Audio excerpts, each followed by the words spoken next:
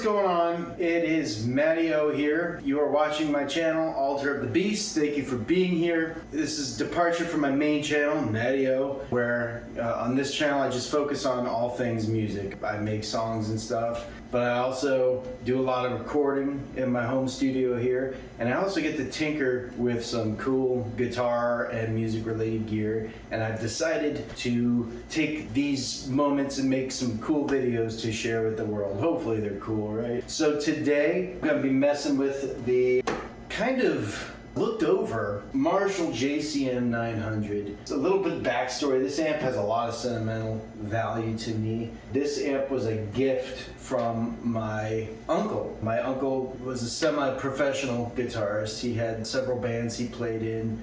He opened for some major headlining acts back in the day. He was based out of New York, so he played in that area up there. From when I was a youngster, you know, I was always wanted to play guitar, and my uncle, I'd go visit him, and I remember his house, he just had music gear. There was one room where he just had stacks of these and bass amps and guitars and all kinds of music stuff, and to me it was just fascinating to see the stuff like up close and be like, whoa. I remember being very awe-inspired by it as a child. When I finally bought my first electric guitar, he came down and actually gave me my first guitar amp, which was a PV Backstage Plus. And he showed me how to push the amp into distortion. So that was it for me. But anyway, after a few years of playing guitar, he ended up getting married and consolidating, you know, his household with his wife's household.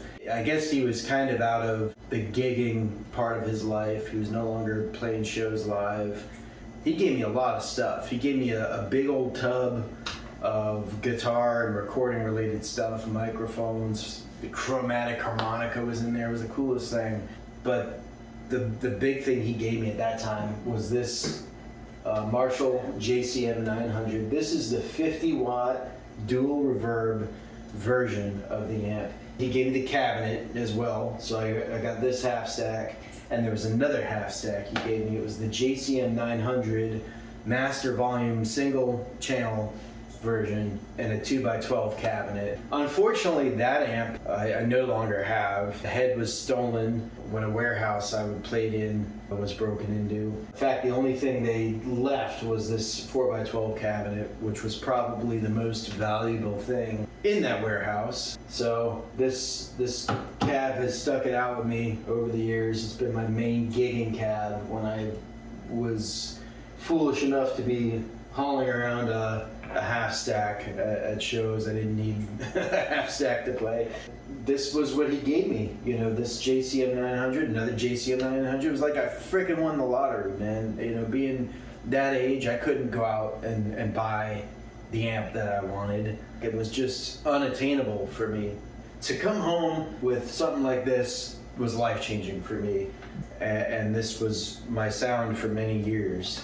I learned later on in life that these really were kind of like the black sheep of the Marshall amps. Everyone loves the 800s. Slayer used the 800s. I think Soundgarden was using them for a while. Metallica was using JCM 800s. But for me, I didn't care, man. It said Marshall on it, and it was a Marshall half stack, and that was my sound. So yeah, I was completely taken aback when I started looking at forums. And there was a lot of hate for this JCM900, and I think a lot of it comes down to people compare it to the JCM800, people compare it to the JCM2000, and there is a pretty common complaint that I guess in the preamp section of this amplifier, in an effort to kind of push it to 11, Marshall had incorporated some diodes in the circuitry. There seems to be a camp that gets hung up on like there's solid state components in the circuit making it sound bad, and it's like, well, I'm sorry, if you use stomp boxes, I think in this day and age pretty much every modern amp is going to have some sort of solid state component in there. Even, you know, things like resistors and capacitors are technically solid state components, and I don't know of an amp that doesn't have those things in them. So I think to hate something just because it's peripheral to the tube circuit, you probably shouldn't make that leap without using your ears at least, which I think the other camp of people have used their ears and they complain about channel 2. We're gonna test out both channels. I'm gonna make some mods to this amp today, and I'm gonna record it. Got my Shure SM57 close mic up to the cab. I don't have too much crazy stuff going on here. In fact, I think really the last person to play this amp was Mr. P. If you haven't checked out his channel, go check it out. He's a cool dude. I played in a band with him for many years till I finally moved away to Georgia. Don't mean to have lost touch with you, Mr. P. I'm sending viewers your way, but he does some great tone matching videos, and he actually featured this amp in one of his videos for a Silverchair video. And apparently Silverchair recorded their Frog Stomp album with the JCM900, and he had dialed in the settings that they used on the album. I haven't played with any of the settings since he's played around with it, so to be perfectly honest with you, I don't hate the sound. It is a contrasting sound to the Mesa, and I think I would say in a lot of ways, I agree. It sounds a little bit thin compared to what I prefer. This is a little more, I would almost describe this as kind of like it's a fuzz box sounding distortion, and sometimes I love that, but I can understand where it's not what everyone wants to hear when they plug into their Marshall. What I'm gonna do today, I did some research, like 5 minutes of research, right? On the forums, this is from the gear page. There's a user by the name of Balak, and he recommends making 3 different mods to this amp. I'm gonna do all 3 and see if I like it. But basically what I'm gonna do today, he recommends removing resistors R7 and R43, and apparently that controls a part of the tone stack that will, I guess, make the amp a little bit less scooped sounding. There's another modification that he recommends to jumper diode number 10, and then there's another mod to jumper capacitor 27, which will apparently restore some low end to the amp. I'm gonna go through, do these mods. They sound easy enough. Always same rules apply when you mess with any kind of amplifier, especially tube amps. They have voltage inside with capacitors that can shock you in a fatal manner, so you need to be extremely careful.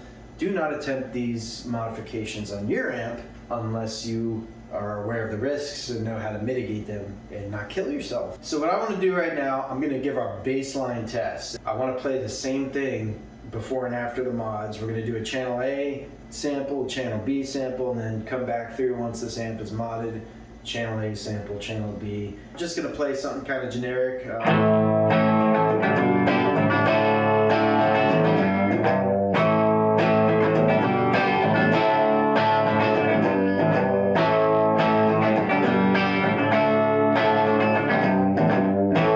Channel B, stock. This is where everyone starts to hate this amp apparently.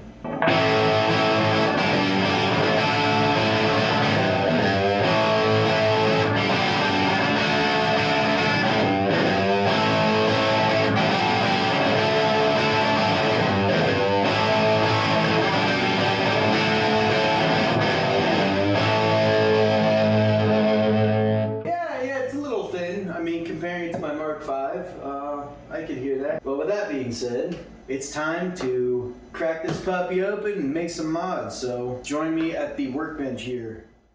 We are nearing the time to tear into this Marshall. Let's kind of go through what I've got today. I've got my soldering iron heating up, some rosin core solder from many moons ago. I've got a length of wire I'm going to use to make jumper wire.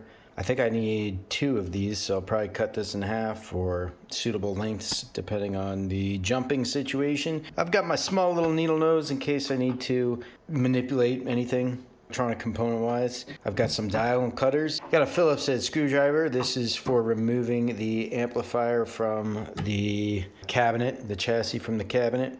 And then I've got some wire strippers here. This is just gonna make my life easier with the jumper wire. All right, so I've got my JCM900 laying on the back side. The top is facing up here. And that's because I have to take off these 4 screws. Well, I only got 3. I must have lost one somewhere, but I'm pretty sure there was 4 of these screws holding the amplifier chassis into the cabinet. So I'm going to go ahead and back these screws out. I've already disconnected the reverb tank. You don't have to necessarily do that out of the gate. You can wait till you're removing the amplifier chassis from the cabinet to do that, but I went ahead and did that, and I didn't show it on the camera. These are just Phillips head screws. There we go. They're kind of a larger head.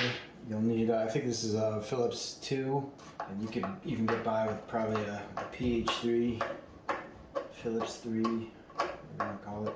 Just, you're going to want to be careful, because as you just saw, as you take the screws out, the amplifier chassis is going to want to drop out of the back. I still have the tubes in it and whatnot, so I'm gonna, when I go to put it back in, I'm gonna do this a little bit differently so that there's no violence involved. Let's see if I can carefully do this. Oh God, this is probably a smarter way to do that than I did it. Let's go ahead and flip this around. Now here again, you've got capacitors here. You don't want to touch these on the inside, because that's where you can get zapped. All right, so I've carefully removed my chassis. Watch your tubes. I'm just gonna move my cabinet. Holy cow, dude. There's like a mud dauber nest in there. I'm gonna have to show that.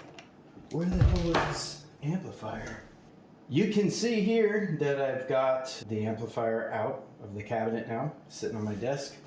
And because the power tubes are sticking up and I need to flip this over to work on it, I'm going to pull the power tubes, pop them out, 1, and here again I always keep them in order, left and right.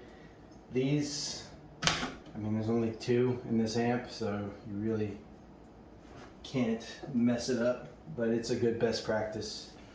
Okay, check this insanity out here. That's a mud dauber nest in there. Now, at one point, I was living in an apartment. This amplifier was in storage for a while, so maybe that's when that happened. And then at another point, I was living in an apartment. I had it at my parents' house in the garage. I'm wondering if that happened then. If you've watched my Mark V video, you will notice right out of the gate, there is a lot less going on inside this amplifier.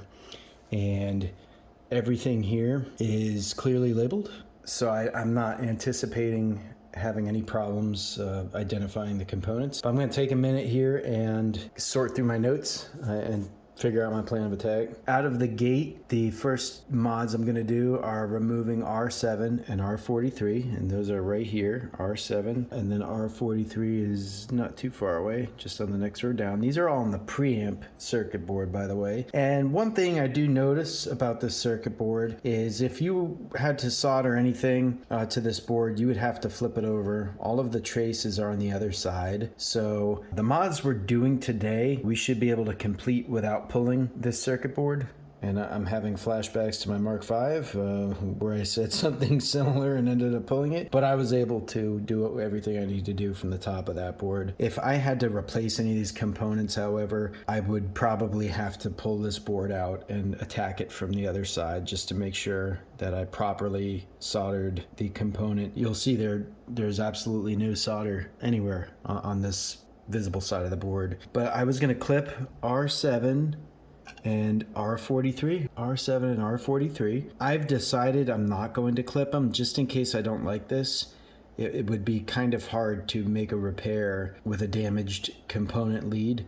So I'm going to heat these up and lift the component out slightly so that it is no longer operating in the circuit. Worst case scenario, I don't like the way the sound of the amplifier is, I can easily go back. Here again, I may have to flip the board around, but I would be able to at least, have a repair job. Would pretty much return the amp to its original state. The next mod I'm going to do is jumper diode 10. Now diode 10 was a little bit difficult for me to find. You'll see some of the diodes over here. We got 7, 8, 9, and I couldn't find 10. Well, that's because we got to go to the next row, and then down here is diode 10 right there. So we're going to put a jumper wire from this side to that side and effectively bypass that component from the circuit. Electricity, path of least resistance. If there's a way around that diode for the electrons to go, they're gonna go that way. And then the final mod we're gonna do is on C27, which is right here. This little green capacitor, looks like a resistor, but apparently it's a capacitor. We're gonna do the same thing, put a jumper over that. So I'm gonna get to it. Let me get the camera set up and we will mod this Marshall. All right, so for starters, the front of the amp is facing me, just in case you're doing these mods at home. Here again, we're gonna watch these capacitors. Dude, look at this wire. What the hell melted this? This capacitor? Whew. And don't be touching these ends of the capacitors. I don't think this one's too deadly, but these are over here. They will ruin your day. So I am going to go ahead and start by doing, removing R7. So here's R7, and I'm gonna grasp one end of the lead while I heat that same side up with the soldering iron, and I'm just kind of trying to pull it from the board like that. So that is removed now. One side's disconnected. It's not doing anything for these circuits, so we don't have to worry about the other side. Same thing, R43. I'm gonna just get in there, grab the lead with my needle nose, and apply heat where it's going through the circuit board. Come on, there it goes. And you don't have to use a lot of force when you're pulling these up. Let the soldering iron do its job and heat up the solder. And once that happens, it's going to come up. So gentle pressure is your best bet there. Our first set of mods are done. R7, R43. They're out of the loop. That was not too bad, right? So for the next mod, this is gonna be jumpering diode 10. We're gonna need a jumper wire. So I've got my suitable jumper wire here, and I'm going to prepare it by stripping the insulation, and this is such a thin wire, it's a little bit difficult. I don't need a whole lot of wire here, but I do want to be able to easily work it. So I'm going to kind of see if this will play ball with me. I have some other wire strippers that are a little bit easier to use, and I'm not using them. So there's my jumper wire, and this is nothing crazy, this jumper wire. It's just I don't know, 24 gauge wire.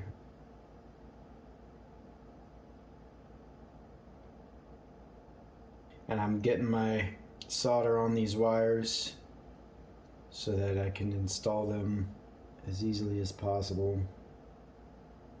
And that's really all we should need. You could use a piece of lead if you had some components sitting around. Get one side started, and then get the other side. Like that. This is pretty easy mods to do.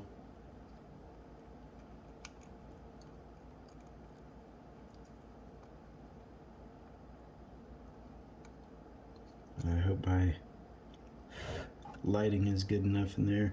And just if you are doing this to your amp, make sure you do a nice clean job. You don't have wires touching adjacent components or anything like that. This amp is going to sit in the studio, so I'm not too worried about these unsoldered components. They're not going to bounce around or anything. That being said, if you were going to gig with this or something, you may want to consider just putting some electric tape on them, just so they don't move around and do anything funky when you're not looking. And I probably will grab some electric tape. Never hurts to do a nice good job like that. Save some heartache.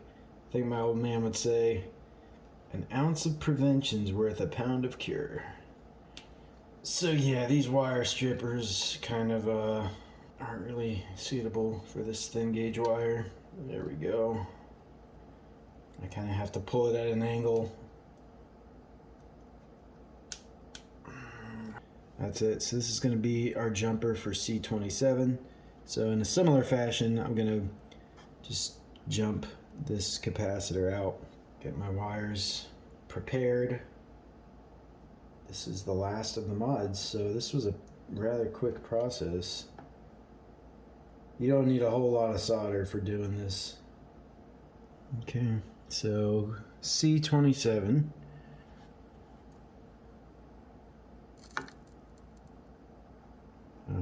And then make sure your jumper wire is not affecting anything else. I know I mentioned that, but it's important.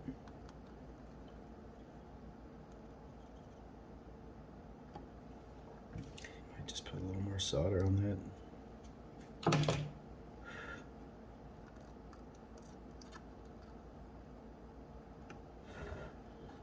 Okay, so it's not super pretty, but I think it'll work. I'm gonna go get some tape for these resistors that are now pulled up. Here again, I don't think it's a big concern, but while I'm in here, I'll do a good job. And then I'm gonna put this back together. We're gonna test it out and see if I did anything positive with my life. We got R7 pulled up.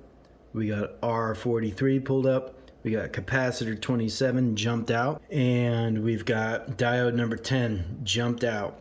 I had to bring this cabinet to the tool case to remove our mud dauber nest. Now this amp has been in my house. I've lived here in Georgia now for about 1.5 years. Prior to that, I've moved a few times, but it's been in the house for the past 8 years. So I'm 100% sure this is not an active mud dauber nest.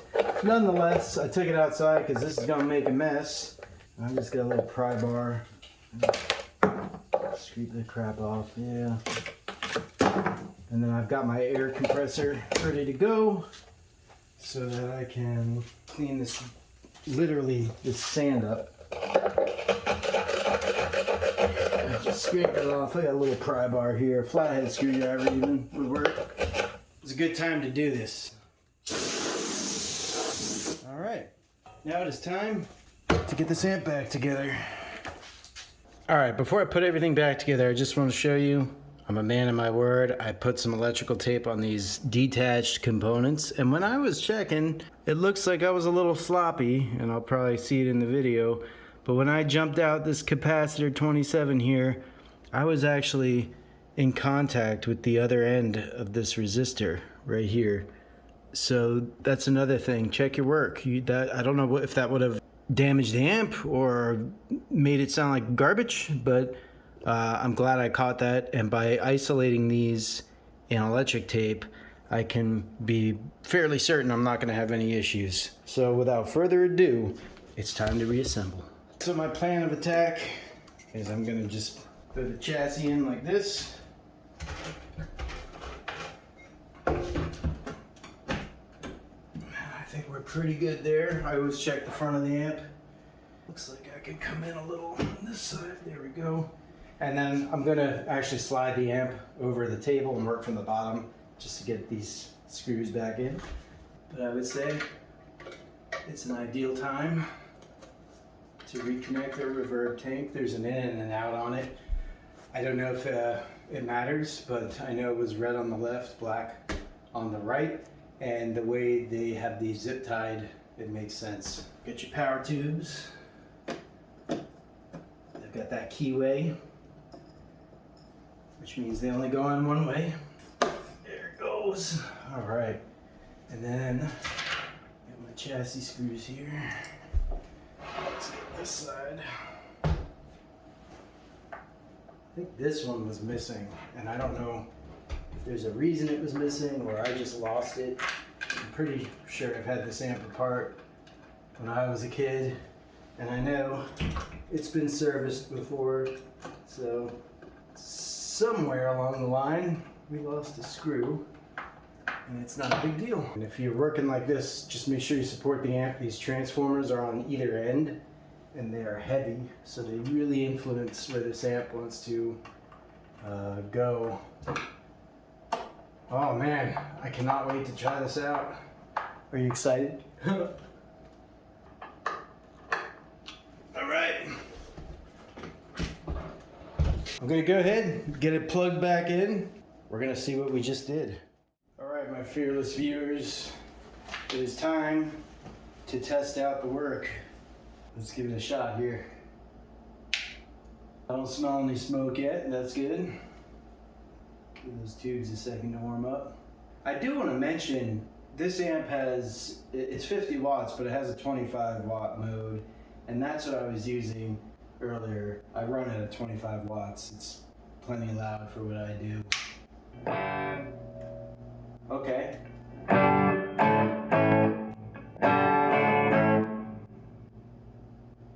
I hear a little hum coming from there. It's not obnoxious. It's not bad. It's not something I think I need to go correct. And it was probably there in the first place, and I'm just hypersensitive right now, judging my work. Okay.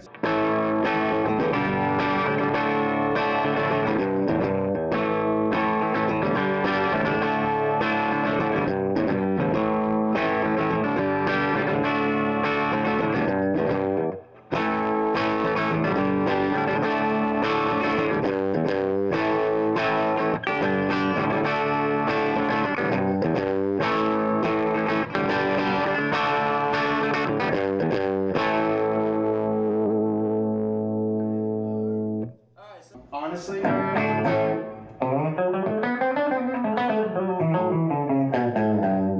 amp feels a little more responsive to me, and it's making me want to play. We're going to try channel B. That was channel A. So far, I like it.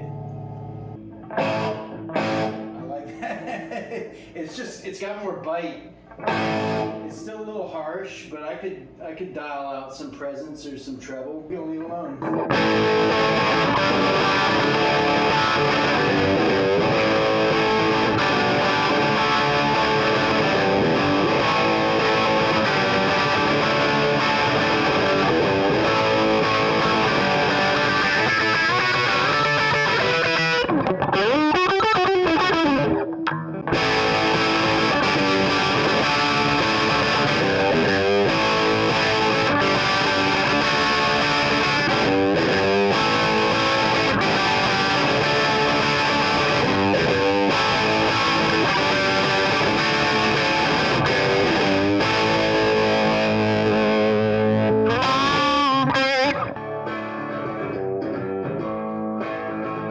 Definitely see there's more 200.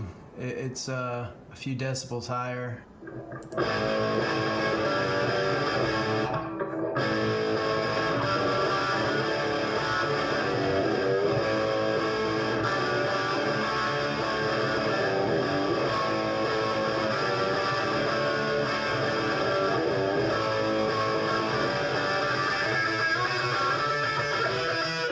Yeah, I went crazy there.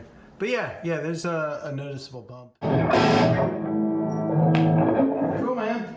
Thank you for joining me today, watching me mod this JCM900.